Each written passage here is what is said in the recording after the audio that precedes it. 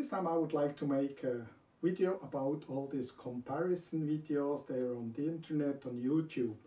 There are a lot of guys, they try to convince us that to spend more than $200 or $300 is wasted money, because in those comparisons, those guitars all sound great and the same.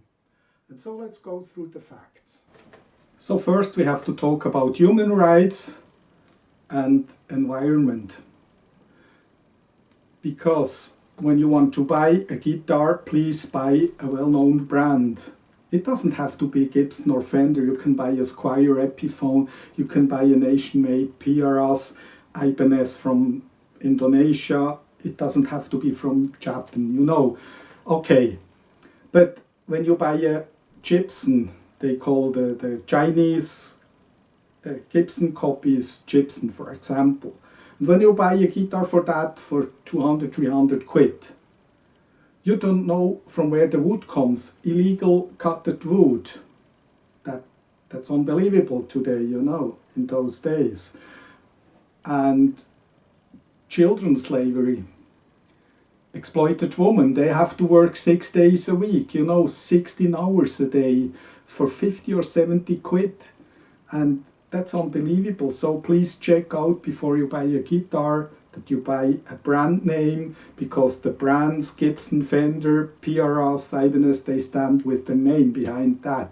So they pay their wages they have to pay, they buy certificated wood, they pay their taxes, all their duties.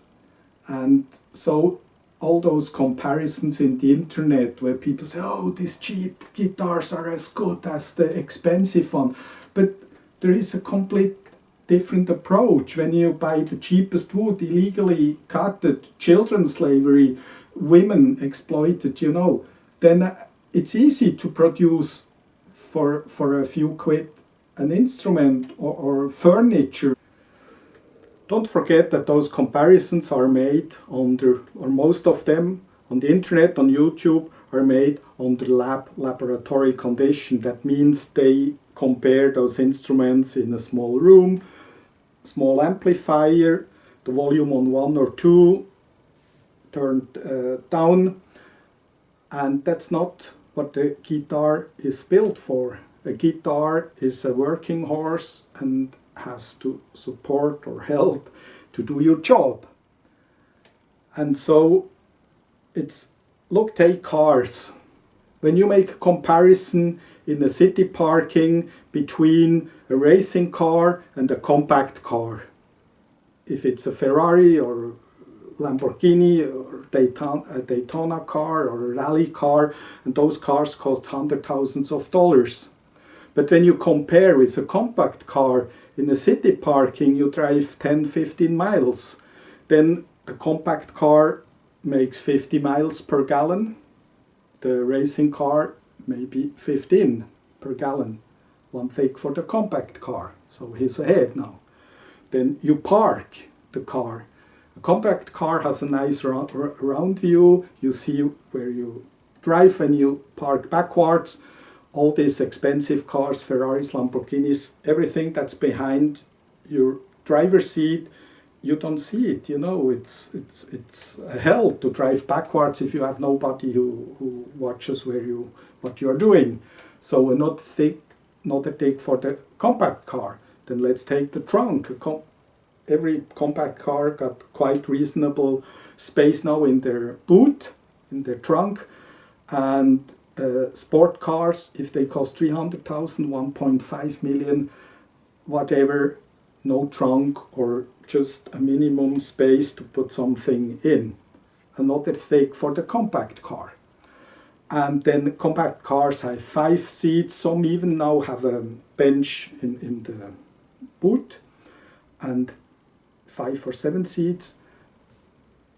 High-end sporty cars maybe 2 seats or even 1, another thing for the compact car. So I made the proof that the $10,000 compact car is much better than the $300,000 or $500,000 Lamborghini or Ferrari. You see, and that's not the truth. That's false. So all these comparisons, or a lot of them, are made under false circumstances, because guitars are working horses.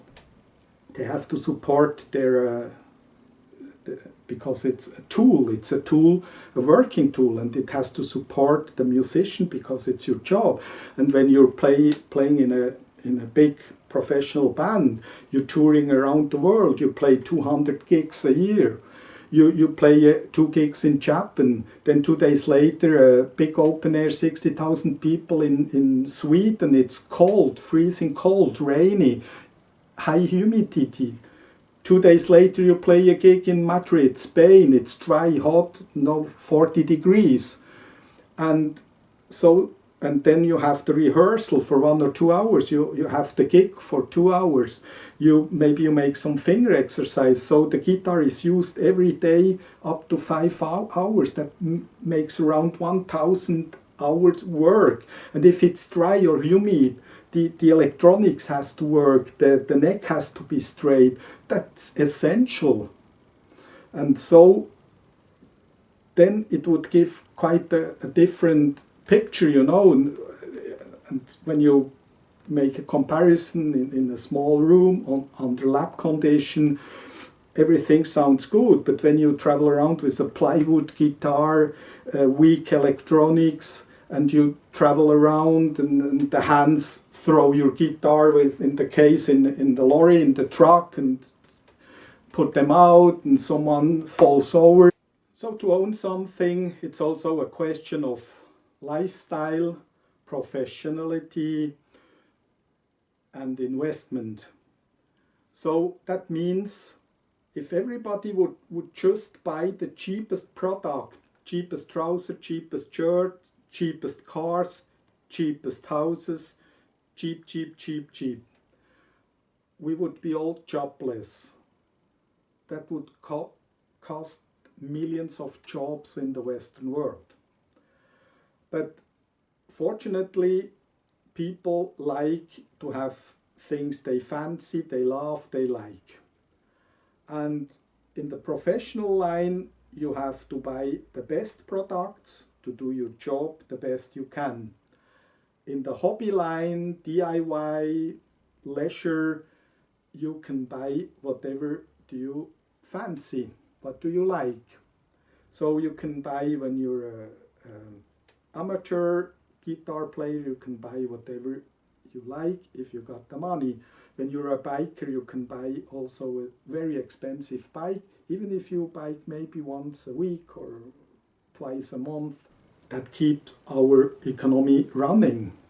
So think about that, and please leave a message if you have other ideas, and thank you for watching.